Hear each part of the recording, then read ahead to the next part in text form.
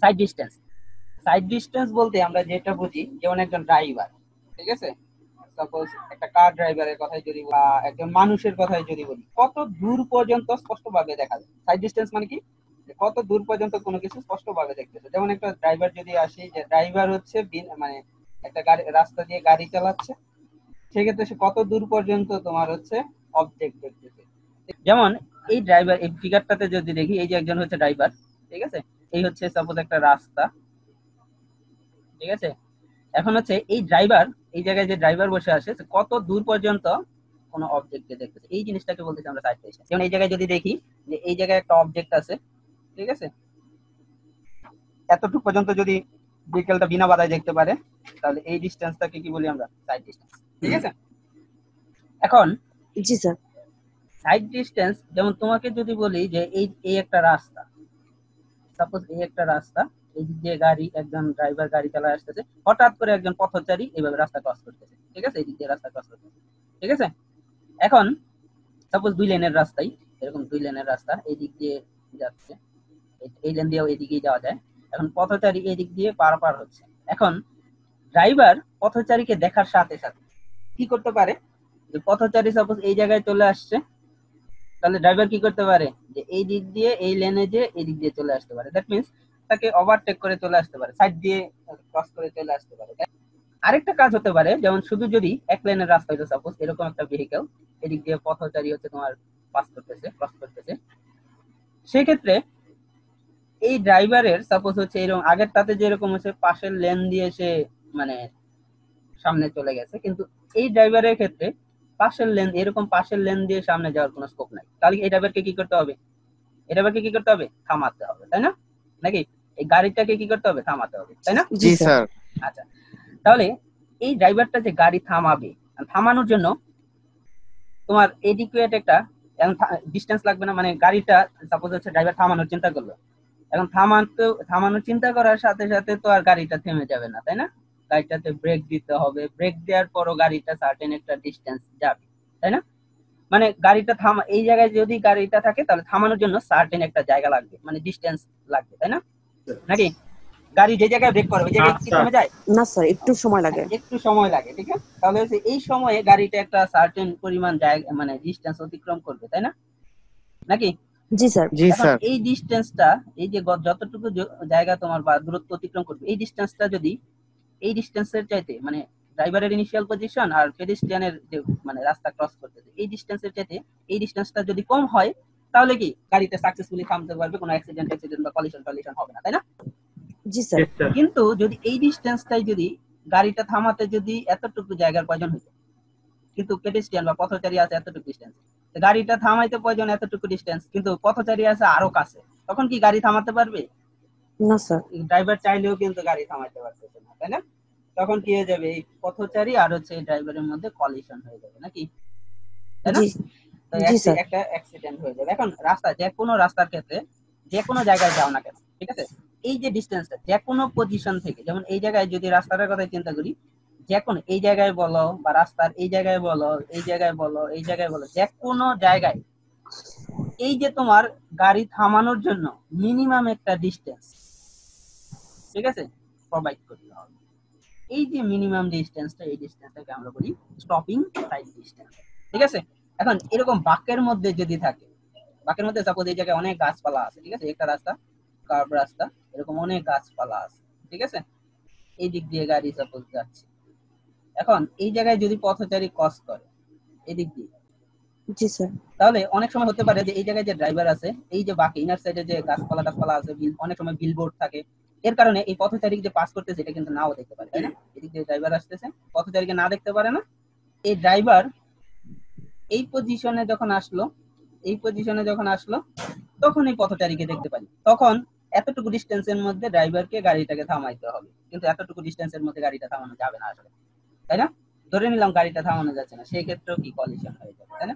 তাহলে যেই জি স্যার। জিনিসটা আমি বলতে চাচ্ছি, ড্রাইভার যদি এই জায়গায় এসে এই জায়গার পেডেস্ট্রিয়ানকে দেখে, তখনও এইরকম একটা ডিস্টেন্স প্রোভাইড করতে হবে, দ্যাট মিন্স কার্ভটা এমন ভাবেই করতে হবে যেন সব সময় এই গাড়ি থামানোর জন্য একটা সার্টেন গাড়ি মানে কোনো অবজেক্ট দেখলো, পেডেস্ট্রিয়ান দেখলো বা স্টেশনারি অবজেক্ট দেখলো, গাড়ি থামানোর জন্য সব সময় রাস্তার মধ্যে একটা সার্টেন ডিস্টেন্স মানে অবশ্যই পায়। এইভাবে রাস্তাটা ডিজাইন করতে হবে, ঠিক আছে? সেটা কার্ভ হোক বা স্ট্রেট রাস্তা হোক, যে কোনো, বা তোমার হচ্ছে ভার্টিক্যাল, এরকম ভার্টিক্যাল কার্ভ হোক, যে কোনো ধরনের রাস্তাতে এরকম মিনিমাম একটা ডিস্টেন্স অবশ্যই প্রোভাইড করতে হবে। এই মিনিমাম ডিস্টেন্সটাকে আমরা বলি স্টপিং সাইড ডিস্টেন্স। ক্লিয়ার? আচ্ছা, ডিস্টেন্স হচ্ছে বিভিন্ন টাইপের হতে পারে, যেমন স্টপিং সাইড ডিস্টেন্স হতে পারে, ওভারটেকিং বা পাসিং সাইড ডিস্টেন্স হতে পারে, ইন্টারসেকশন সাইড ডিস্টেন্স হতে পারে, ইন্টারমিডিয়েট সাইড ডিস্টেন্স হতে পারে। সাইড ডিস্টেন্সের অনেকগুলো ভাগ, কি বলতে বুঝতে পারছো? অনেক ধরনের সাইড ডিস্টেন্স আছে, একটা একটা করে আমরা আসার চেষ্টা করব, ঠিক আছে? এই ফিগারটাতে যদি আমরা দেখি, এটা দেখে কি মনে হচ্ছে? একটা ওলেগ ইন্টারসেকশন, তাই না? সাপোজ এই গাড়িতে যে ড্রাইভার আছে সে হচ্ছে এই দিক দিয়ে তোমার সাথে সোজা চলে যাবে, ধরে নিলাম সোজা চলে যাবে। সে হচ্ছে এই দিক দিয়েও বাঁক নিতে পারে, এই দিক দিয়েও বাঁক নিতে পারে, কিন্তু ধরে নিলাম এবার সোজা চলে যাবে। এখন এই যে সিগন্যালটা বা এই যে তোমার ইন্টারসেকশনটা, এটা ধরে নিলাম আনসিগনালাইজড। ইন্টারসেকশন তো আমরা বুঝি যেখানে কোনো সিগন্যাল নাই, তাই না? মানে কোনো লাইট নাই বা পুলিশ, ট্রাফিক পুলিশ কোনো কিছুই নাই। যেমন আমাদের দেশে মানে সিগন্যাল বলতে যে ট্রাফিক পুলিশ সিগন্যাল মেনটেন করে, তাই না?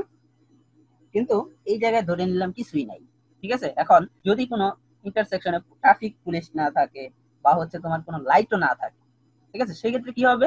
সেই ক্ষেত্রে তোমার যে জিনিসটা হবে যে যে কোনো ড্রাইভার জায়গা পালেই কি রাস্তা মানে এই ইন্টারসেকশন দিয়ে চলে যাওয়ার চেষ্টা করবে, তাই না?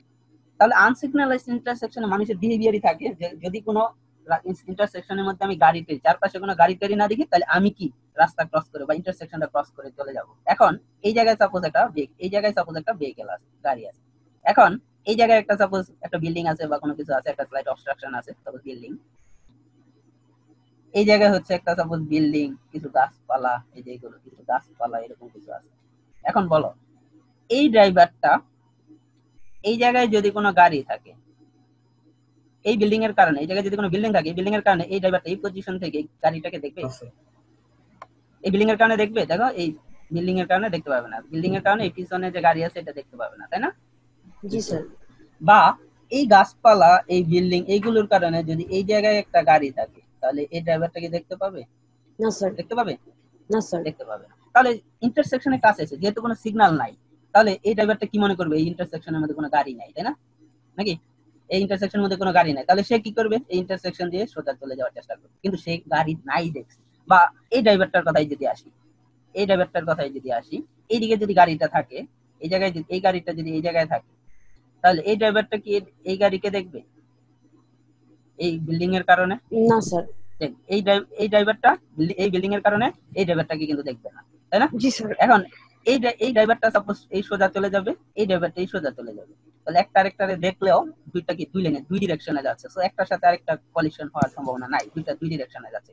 কিন্তু এ তো এইদিকে যাইতেছে, এই ড্রাইভার এইদিকে যাচ্ছে, তাহলে স্যার এখানে যদি না কোশ্চেন স্যার স্যার বলো সব গাড়ি তো স্যার একসাথে আর চলাচল করবে না। না, তোমার আমি কি বললাম যে সিগন্যাল নাই? এরকম কি হবে স্যার সিগন্যাল ছাড়া রাস্তা? সিগন্যাল আনসিগনালাইজড রাস্তা থাকে না? হ্যালো, হ্যাঁ হ্যাঁ সবচেয়ে মানে ঢাকা শহরের মধ্যে বেশিরভাগ রাস্তাই হচ্ছে তোমার মানে ট্রাফিক লাইট নেই, কিন্তু ট্রাফিক পুলিশ আছে, সিগন্যাল মেনটেন করতেছে, তাই না? সাপোজ একটা রুরাল হাইওয়েতে গেল, ওই জায়গায় ট্রাফিক পুলিশ নাই, জি স্যার। ঠিক আছে? কি বলতে বুঝতে জি পারছো? স্যার। হতে পারে না এরকম যে ট্রাফিক পুলিশ জি নাই? স্যার।